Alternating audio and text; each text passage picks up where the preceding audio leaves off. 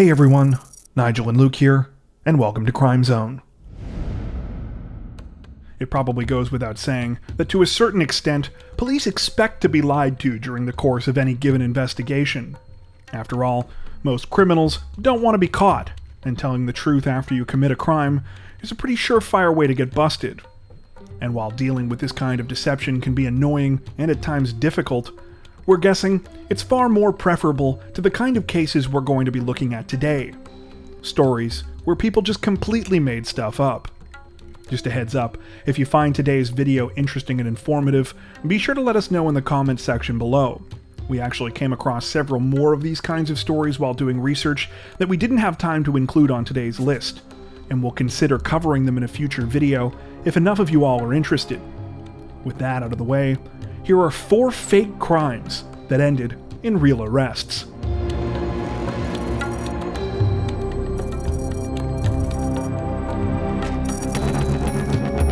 On Christmas of 2008, residents of Miami, Florida tuned into the local news in horror to learn that a baby boy named Riley Buckness was missing. According to Riley's sobbing mother, 22-year-old Megan McCormick, he had been kidnapped the day before by a nanny that she had trusted. "I don't even know if he's dead or alive," she stated in a tear-filled press conference. Understandably, this was the kind of story that tugged on many people's heartstrings. A baby, barely 6 months old, separated from his terrified mother, at what was supposed to be the most happy and festive time of the year, no less. Almost immediately, the case triggered a statewide search.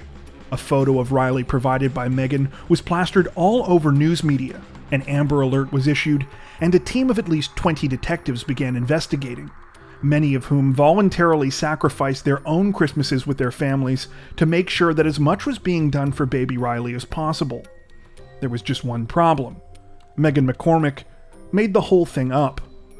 In fact, not only had Riley Buckness never been kidnapped, he never even existed, and had been entirely fabricated by Megan.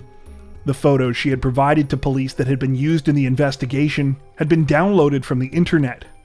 When Megan finally confessed to what she had done on December 26th, she also explained her motive behind the crime.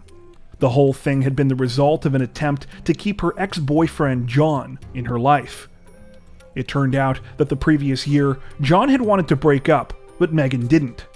When he moved 1,400 miles away to Boston, she reportedly decided she had to keep the relationship alive by any means necessary. While some reports state that Megan actually was pregnant at one point, but then had a miscarriage, it's unclear if this is actually true. In any case, by the time Megan informed John about the supposed child, she knew that she was not pregnant. Her plan was apparently to somehow keep John in her life, while also permanently keeping the non-existent child away from him. It's unclear how long Megan was able to keep up the bizarre charade, but what we know for sure is that things came crashing down just before Christmas, when John showed up in Miami wanting to see his infant son. Rather than giving up the bid at this point, Megan had invented the story about the nanny and the kidnapping, which apparently poor John believed. Reports from the time say that he appeared with Megan in the initial news conference about the kidnapping and was understandably emotional. While Megan's tear-filled pleas also reportedly appeared genuine at the time, fortunately, police soon discovered that she was nowhere near as good a storyteller as she was an actress. This was because of bizarre details she included in her accounts to police, stating that the nanny she hired was a gap-toothed French woman with a heavy accent named Camille, and that her baby Riley could be easily recognized by his single-tooth, mohawk hairstyle and fake tattoo. It was when police pressed Megan on these kinds of strange bits of information, as well as other inconsistencies in her story, that she reportedly cracked and confessed to making the whole thing up. While it's unclear what exactly became of Megan McCormick following the discovery of the hoax, we do know, thanks to news outlets from the time, that she was arrested and charged with a misdemeanor count of filing a false police report.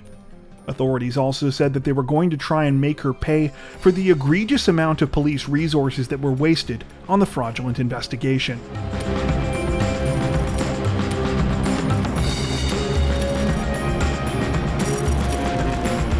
At one point or another in life, We've probably all had to have an awkward conversation or two that we didn't know how to start with a friend or family member.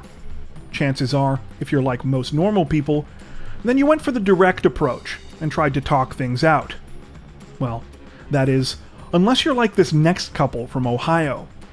On March 9th, 2017, police in the city of Sandusky received at least 2 frantic 911 calls from the family of 29-year-old Micah Reisner. They said that they had received disturbing evidence that a violent crime had been committed at his residence, and that officers needed to get over there immediately. The evidence in question was a chilling photograph that appeared to show his girlfriend, Natalie Schlett, dead in their bathtub, the victim of a vicious knife attack. While we can't show you the photo since this is YouTube and our video would instantly get age-restricted or worse, we'll include a link to it in the description below. It features Natalie lying in the tub, which is full of red-tinted water, surrounded by what appears to be a large amount of blood and a blood-stained knife. Reisner had sent the image to his sister Mimi, as well as a couple of other family members, who were understandably freaked out. According to reports, after the 911 calls were made, every single available police officer in Sandusky was sent to Micah and Natalie's home. At the same time that this was happening, Micah was busy exchanging a series of texts with Mimi, seemingly panicked and explaining what had happened. The first message, accompanied by the gruesome photo, said, quote, "Please help me. I really didn't mean to. I don't remember. We was arguing, and I woke up to this." He then asked his sister to come over and get him, and said that he wasn't sure if he should try to clean up the scene or not. Mimi agreed to pick him up, but in the meantime told him to throw his clothes in a dumpster far away and to delete all of their messages. However, before she could get there, the cops got there first. When the police arrived in full force, they were understandably cautious. They believed that they were dealing with a violent killer and were fully prepared for the situation to escalate. Then things went completely sideways. Not only were police greeted by Natalie when they went into the residence, but she was completely unharmed. Micah was also inside, and the two were casually going about the house as if nothing had happened. This, of course, was because nothing had happened. The photo that Micah had sent that day was completely fake. He and Natalie explained that the whole thing had been a prank, and that the blood was actually just ketchup.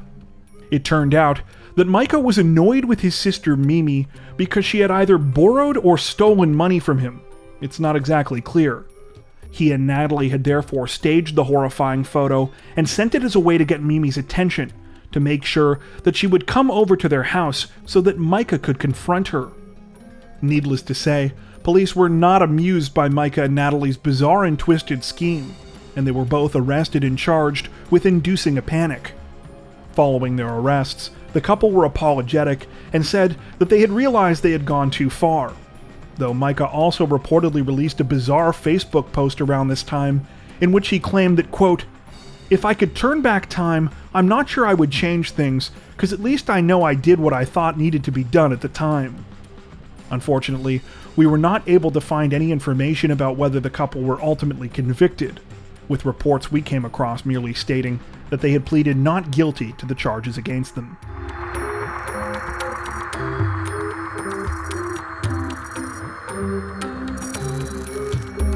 On March 22, 2005, a 39-year-old woman named Anna Ayala went to a Wendy's fast food restaurant in San Jose, California, with her husband, Jamie Placentia.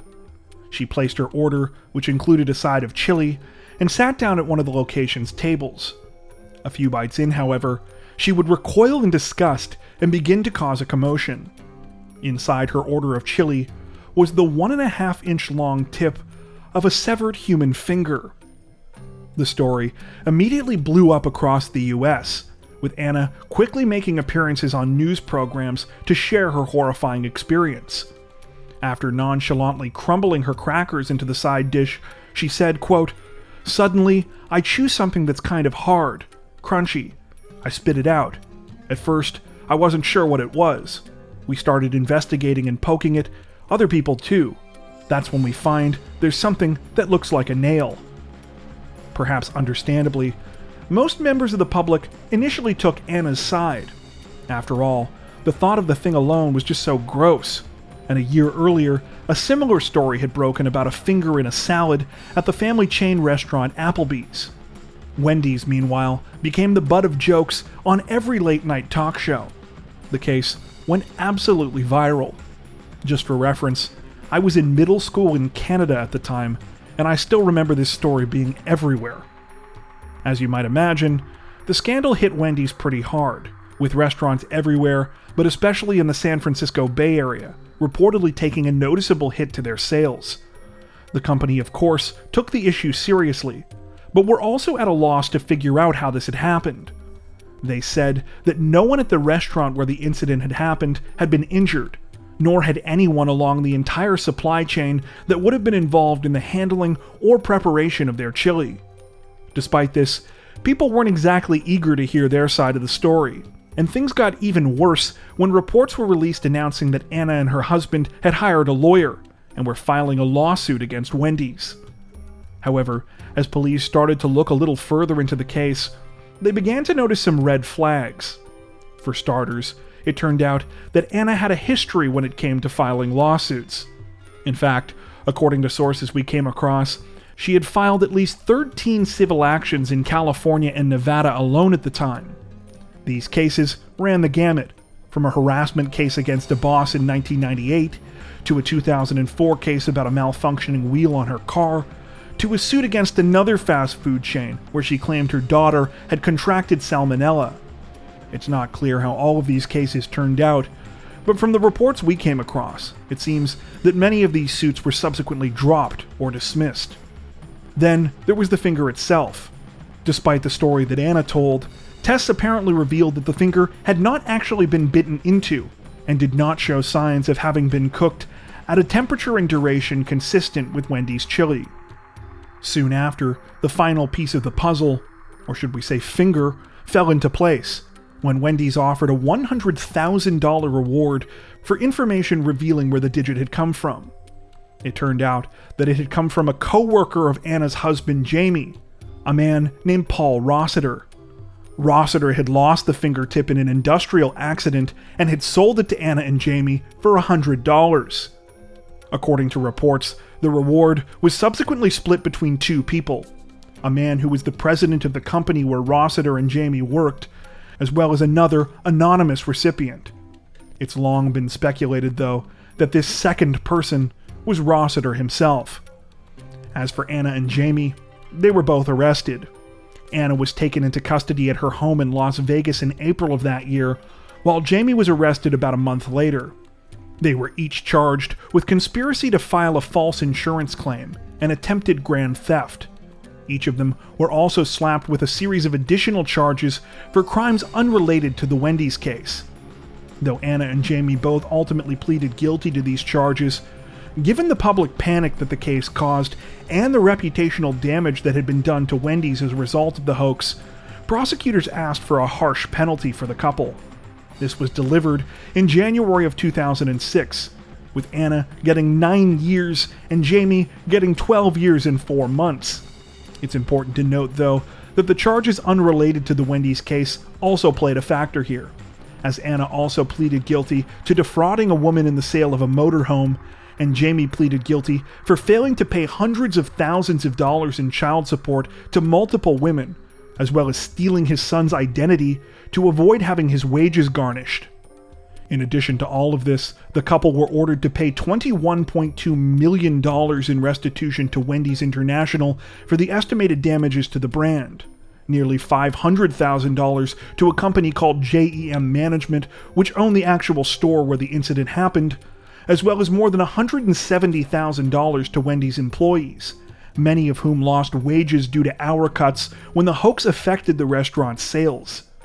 Though Anna apparently got out of jail after serving only 4 years, according to reports we came across, she was sent back to prison for 2 years in 2013, after she once again lied to police in a case where her son accidentally shot himself in the ankle but was not supposed to be in possession of a firearm because he was on parole for a felony burglary conviction.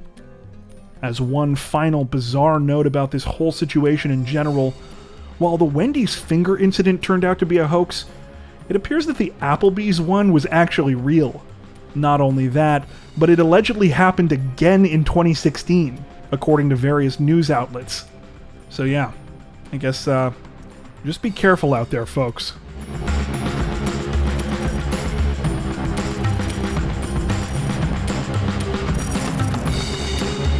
Way before anyone had ever heard of Sherry Papini, there was another woman whose disappearance would make her a household name, at first earning her the concern, and then the outrage of people across the United States. It all started on April 26, 2005, when 32-year-old Jennifer Carol Wilbanks went out for her usual evening jog in Duluth, Georgia, and didn't come back. After about 2 hours, Jennifer's fiancé, John Mason, began to get extremely worried and called the police. Officers asked if there was any reason that Jennifer might have left of her own volition, to which John and Jennifer's family replied, "No way. This wasn't like Jennifer at all, and besides, she was supposed to get married in just 4 days. It was going to be a lavish affair with over 600 guests and 28 members in the bridal party alone."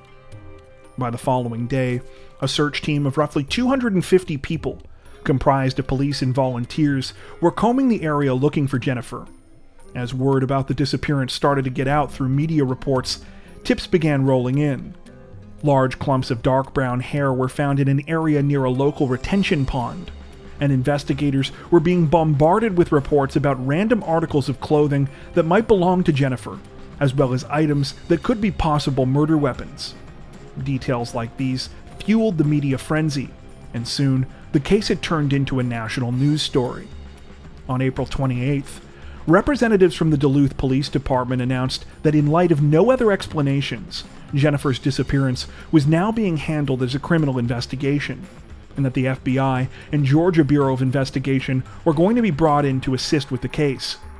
Understandably, this came as a terrifying revelation to Jennifer's fiancé and family members, who the following day offered a $100,000 reward and pleaded for her safe return.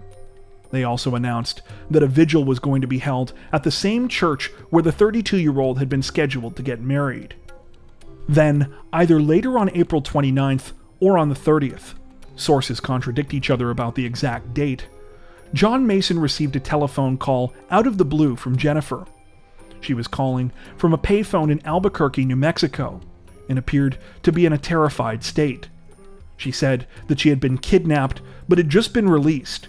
She would then go on to make a similarly frantic 911 call, saying that she didn't know where she was.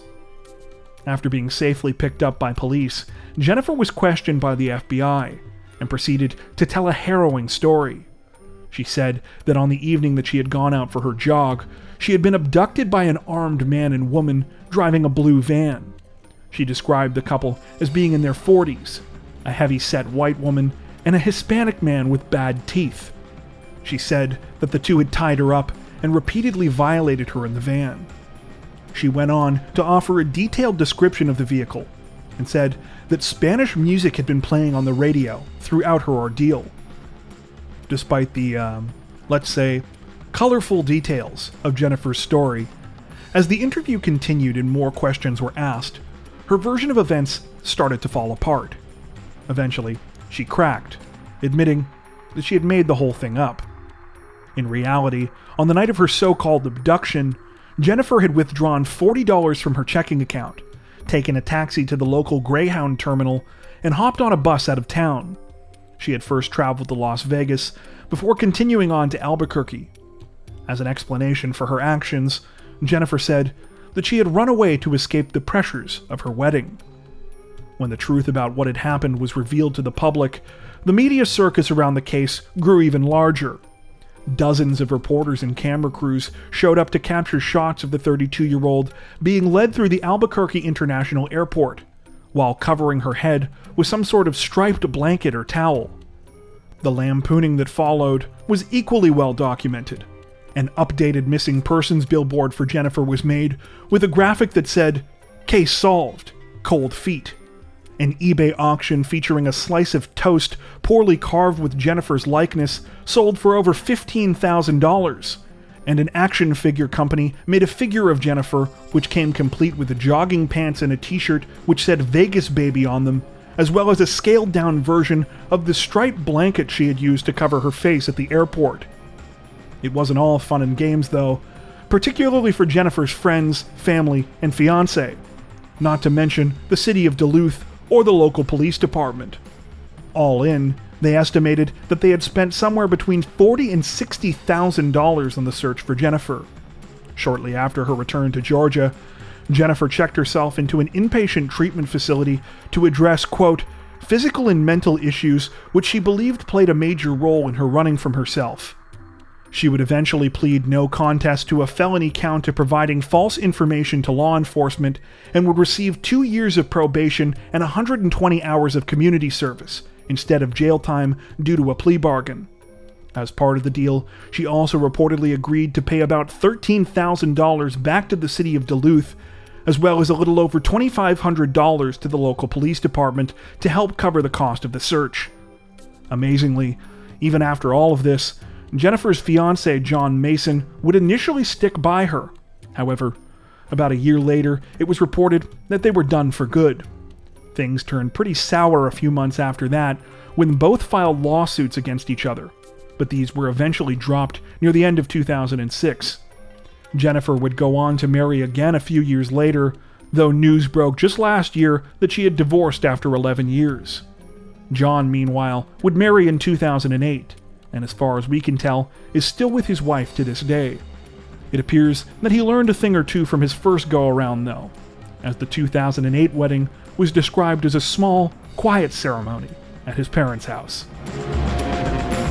Before we wrap up, we'd like to take a minute to thank our amazing supporters over on Patreon.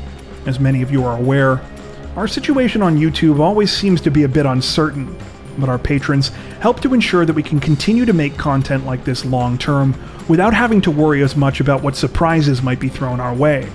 Plus, patrons also get access to 4 additional stories per week for each of our Crimes of the Week and Crimes of the Week International videos. If you'd like to help support the channel directly, head over to patreon.com/crimezone to join. You can also find that link in the description below. As always, thank you so much for watching, and take care.